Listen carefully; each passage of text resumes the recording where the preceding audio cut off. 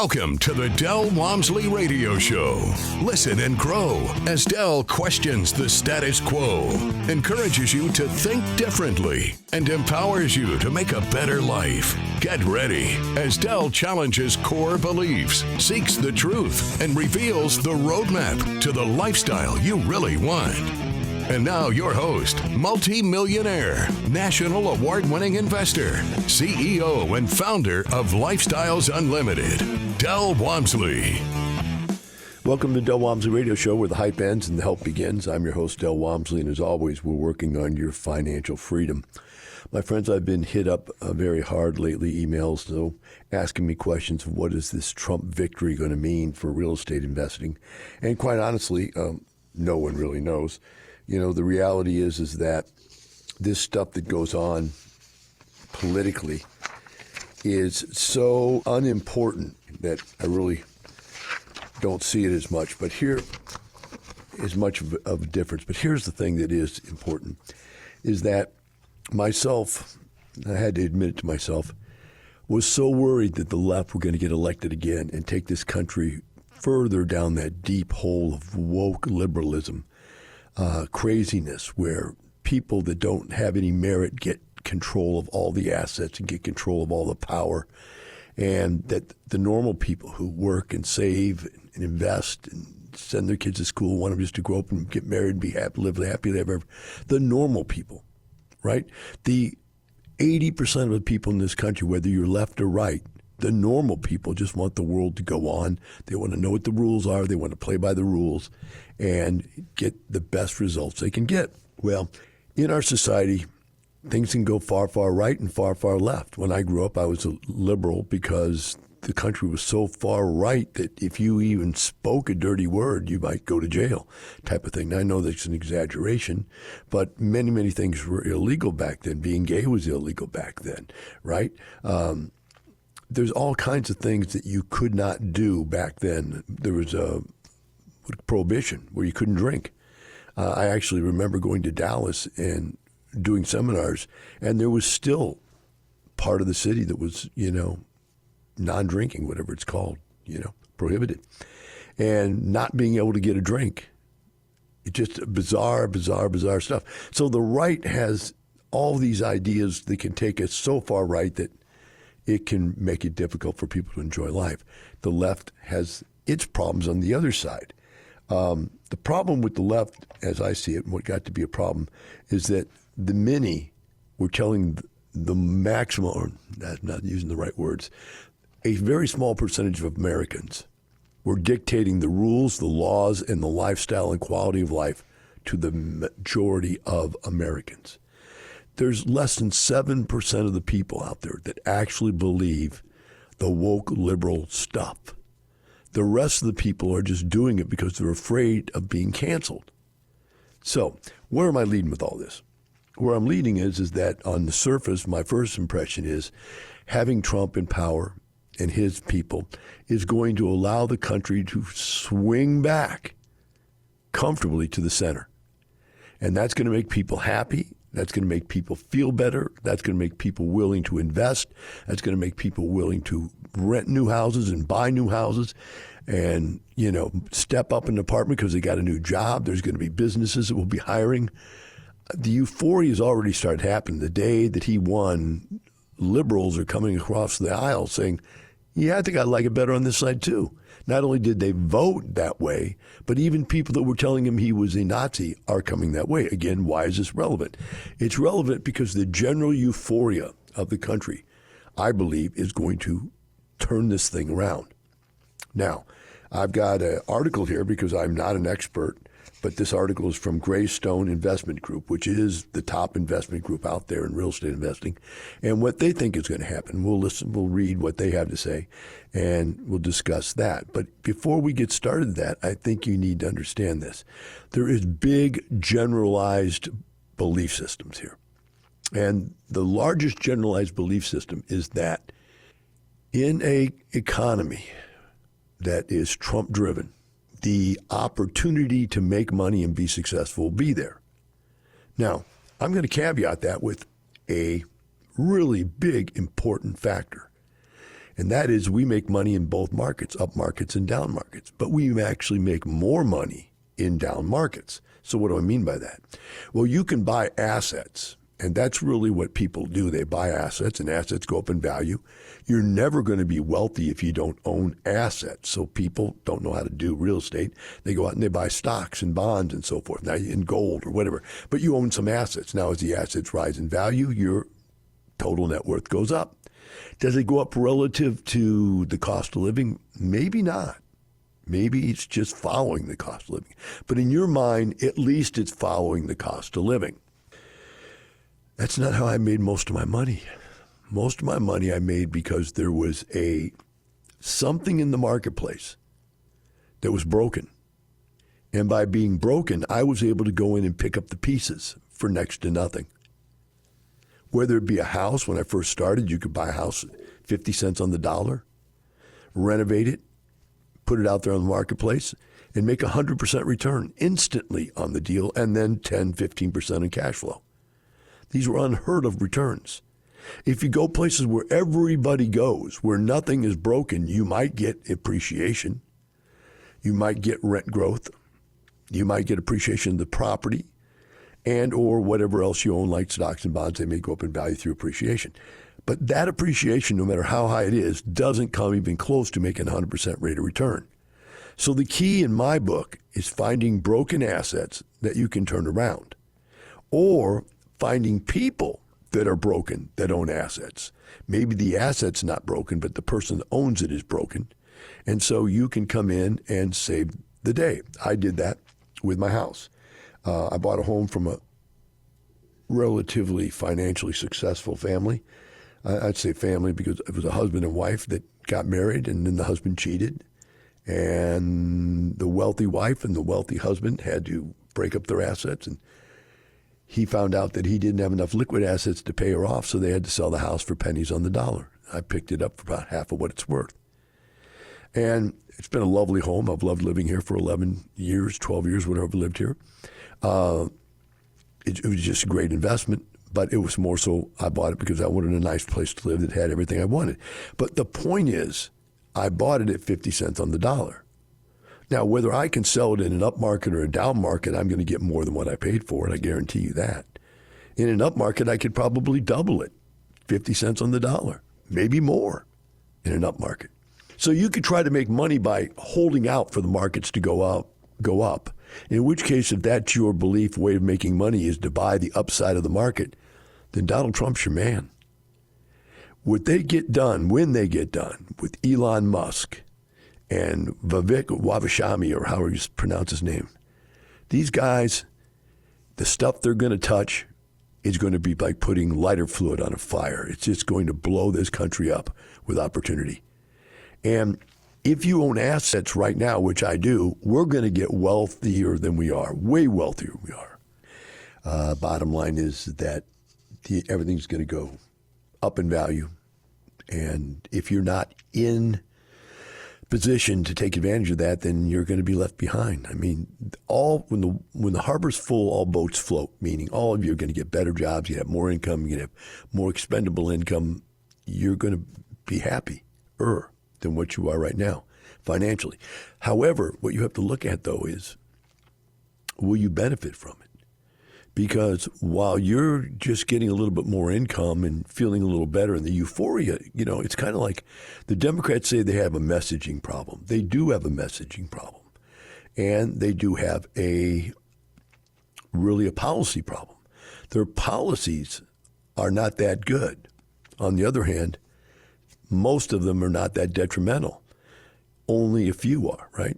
But Trump makes you feel like all that's going to go away. So let's talk about why. Why will the country feel a euphoria that it didn't feel under the Biden administration? The first one is deregulation.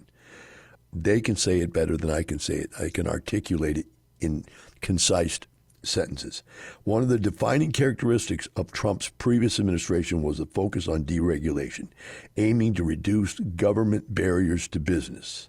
For real estate, this approach typically means easier pathways for development, fewer delays in project approval, and potentially lower costs and compliance. The real estate investors' deregulation could make it simpler to break ground on new developments, especially in real estate sector. So what does that all mean for you? Absolutely nothing. There's nothing there you should get excited about because none of that benefits you directly. In fact, it may be disbeneficial to you, if that's even a word. The bottom line is that if they start building tons and tons of new real estate, that's got to take and pull the rents down, right? Because now you're competing against brand new projects. It's going to make people feel euphoric and start buying homes again, which is going to drive the value of single-family homes back up, and there'll be more people wanting to buy them to lease them. So everything they just read to you there is really counterproductive for what we do as small investors.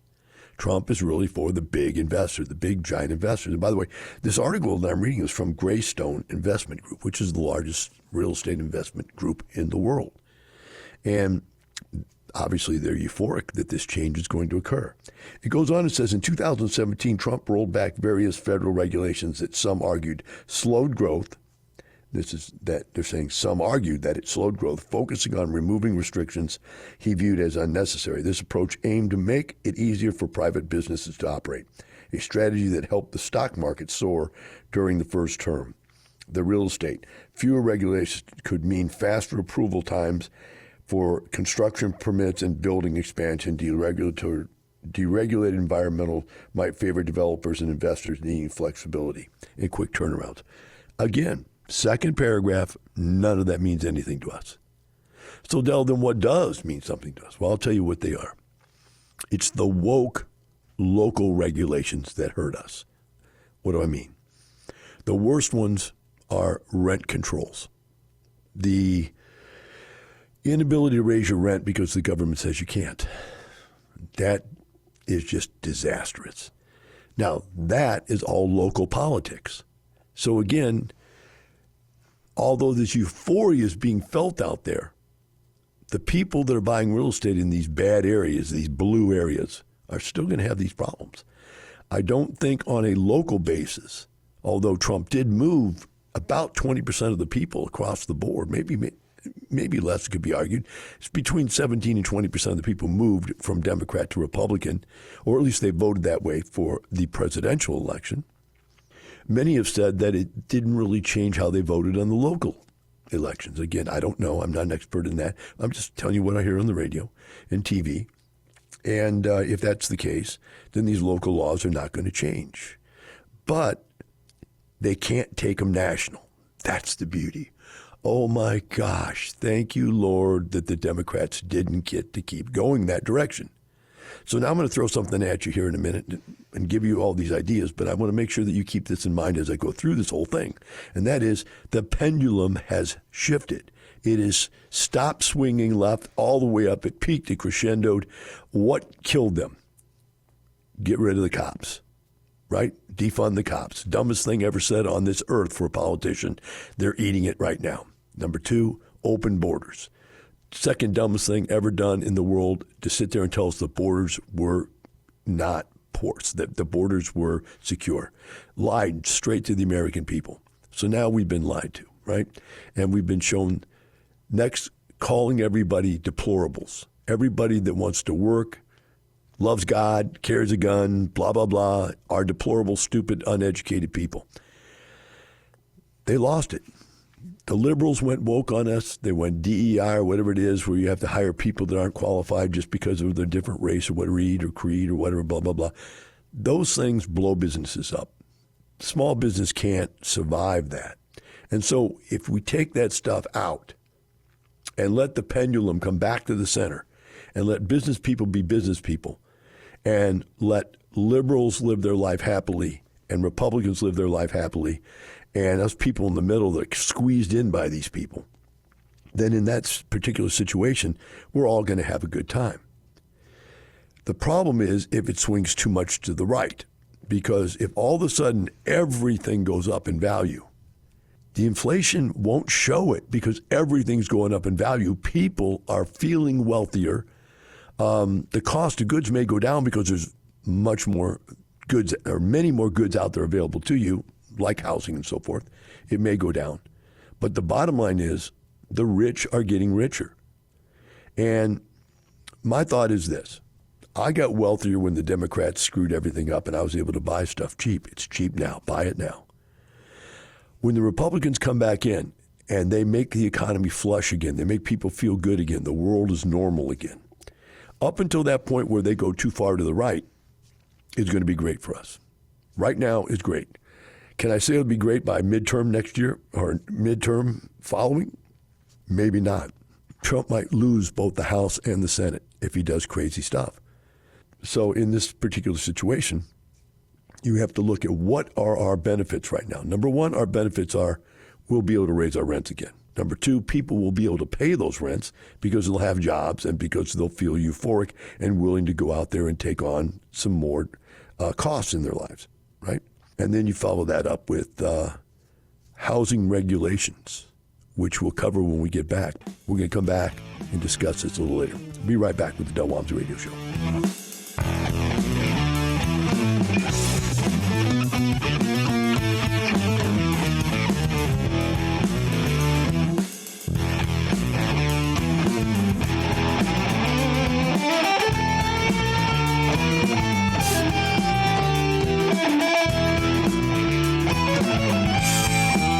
Teaching you with a roadmap to creating the lifestyle you really want. Keep listening. The Del Walmsley Radio Show returns in moments.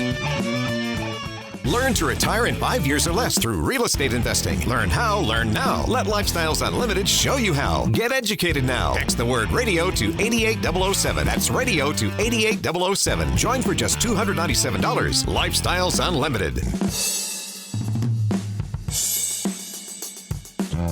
You're hearing the Del Walmsley Radio Show. Want more life-changing knowledge? Access our podcast and listen on demand at lifestylesunlimited.com under the radio tab. Now your host, Del Walmsley. Welcome back to the Del Walmsley Radio Show. Today we're discussing what will the changes be under the Trump administration for real estate investors. And in the first couple segments, we got through basically the fact that regulations are going to be eased up on businesses, in which I said that in most cases that's big-time business that benefits from that. But what is the smaller business things that make it easier? I'm going to go over the ones that really make a difference to us. Number one, the ability to screen tenants. If the liberals would have stayed in power, they would have continued to push the liberal agenda. Liberal states have laws that do not allow you to screen tenants. You find a person that's a criminal, they murdered somebody, they burned a building to the ground, they stole money from somebody, they're criminals. And you can't use that to deny people to rent your house. So you got a person living in your house that has burnt down a building, killed somebody, or not paid somebody, or stolen their money. And you can't say no to that. That's the liberal agenda gone crazy, right? I don't think that since all of those decisions on screening laws are state by state, that the bad states are still going to stay bad. But here's what will happen differently, is that the woke agenda has kept us from even being able to stand up and argue these points. If somebody stood up and said, hey, that's crazy, they're going to go, you're racist, because X number percentage of all people in jail, criminals, are black or Hispanic. So they're going to call wanting to screen against criminals a racist thing to do. It's not racist. It's good business. You shouldn't want a criminal in your business, right? And so those types of things, them being able to control what you can screen people for and can't screen people for, is important. In some states, you can't turn down Section 8 housing. Luckily, in the states we invest in, you can. And there's a whole lot of reasons that some of our today's radio show is not about that. But you need that right to be able to turn. This is your asset. And what they want to do is they want to take away the control of your asset, which basically means you don't own the asset. The next thing they wanted to do is they wanted, well, we'll get into taxes next. I'll talk about that. What are the regulations? There are so many regulations that change yearly that are national, like electrical laws, pool maintenance laws, pool construction laws, all these different things that we have to deal with as landlords, both in single-family houses and multifamily housing, have national laws that just keep getting changed. If Trump and his people can stop that. In other words, how safe are we today compared to how safe were we 30 years ago? I remember 30 years ago, we drove around with kids in the back of a pickup truck, a shotgun in the back window of our pickup truck, and less people got killed then than they do now.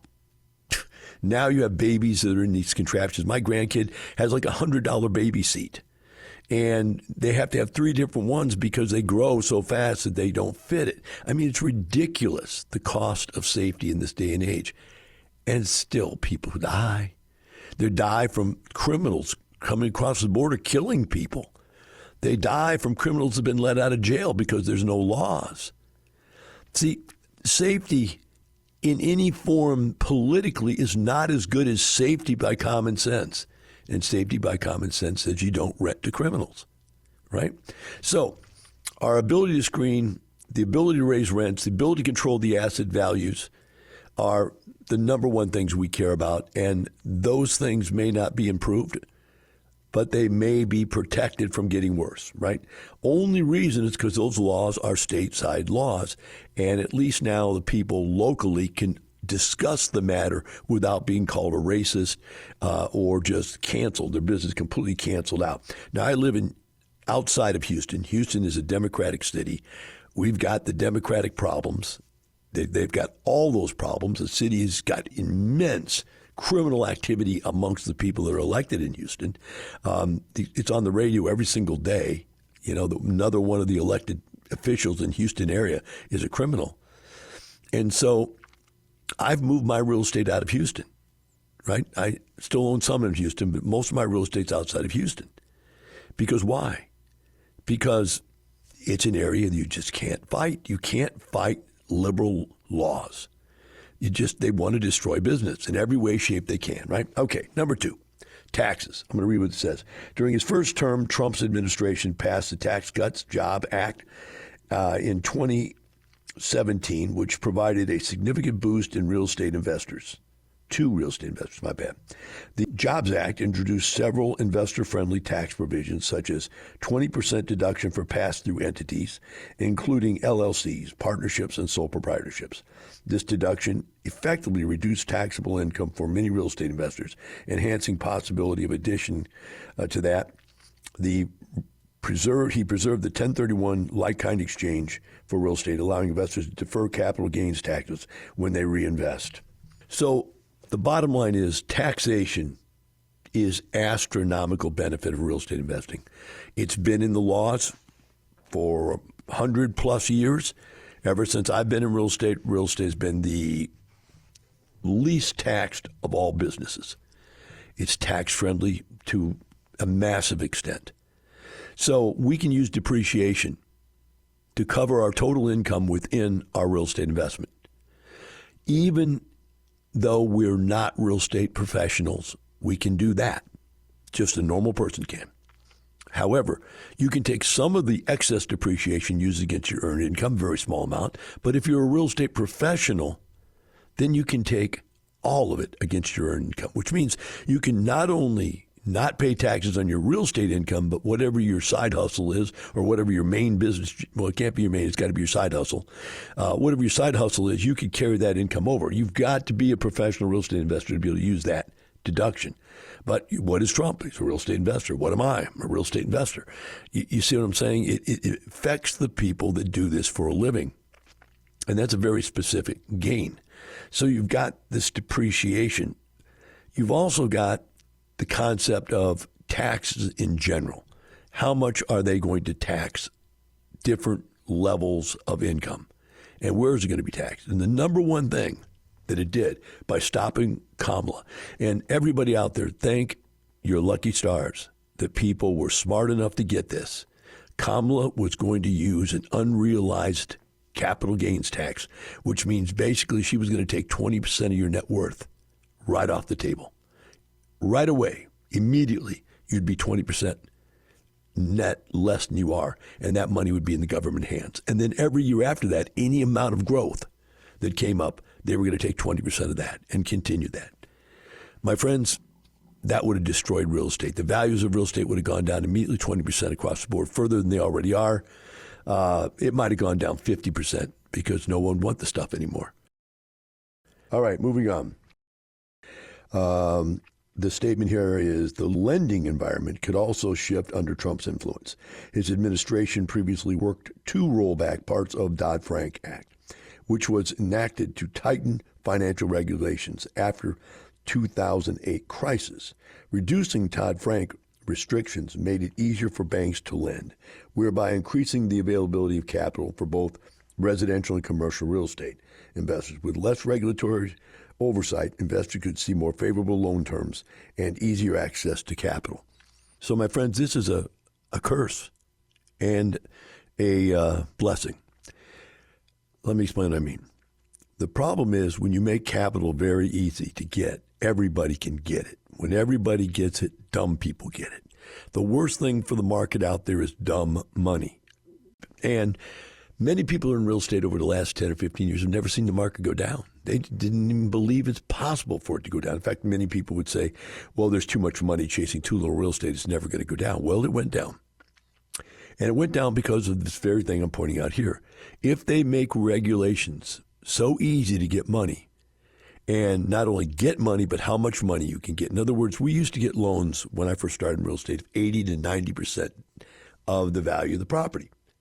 Now they've cut it back to 75% of the value of the property. And many of the deals that have been done in the last 2 years, the banks would only lend 60%, 65% at the most. So the banks were in a situation where they're going, look, we can't take this risk. We know these properties aren't worth what you're paying for it. So we're only going to lend you 60, 65%. I started telling people 2 years ago, if they won't lend you 75% on the deal, then you can't do the deal because that means the bank doesn't like the deal. And what will happen if they loosen these regulations up is they'll go back to lending 80%. And crazy banks will lend 85 or 90%. Or they'll lend 80% on the first loan and give you a second lien, a mezzanine lien, they call it, of second level debt of another 5 to 10%. So you have people out there with almost no money in these real estate deals willing to buy anything just to get the leverage, to get the asset under their name. So one, they take asset management fees, and two, because they can take an upfront fee for buying it. Three, they can probably sell it in a year or two at some kind of a gain because of just inflation, artificial inflation. But that game ends at some point, guys. We saw it end, and it cut a lot of people off. So that easy lending is a two-edged sword. Plus, if everybody can get money, then there's nobody out there that you can beat because everybody can get to the same amount of money you can get to. I'd rather have it where people can't get to the money, and we as investors know how to get it anyway because it's always out there. The next one is inflation and interest rates. That comes up here, and they say, one of the most significant concerns for any investor is the potential impact of inflation and interest rates. Trump's policies often lean towards keeping interest rates low, which can benefit real estate investors by reducing borrowing costs. Lower rates generally lead to lower mortgage payments and can increase the purchase power of investors, particularly high-cost markets. So there you go. That's exactly what I just said, but the reverse of it. They're saying it's a good thing. I'm saying that's how you end up losing money in real estate. Right? You have to look at this from the point of view of this is my life's investment. I'm not a broker selling the shares of stock back and forth to people. I'm not risking other people's money. It's my life and my investments. And our ability to buy real estate in fractured situations is our ability to get rich.